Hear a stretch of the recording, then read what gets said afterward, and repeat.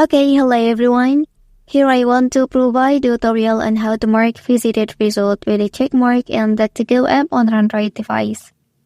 Well, knowing how to mark visited result with a checkmark and DuckDuckGo can help you keep track of which search result you have already visited.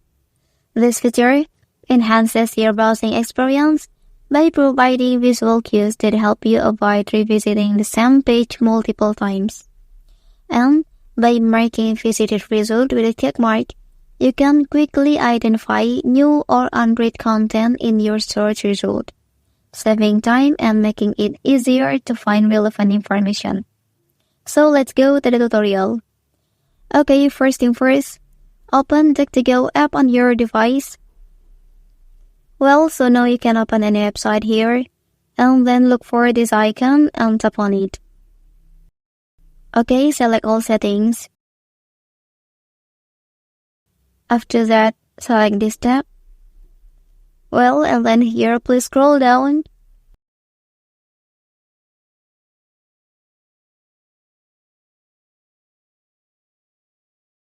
And then look for this option.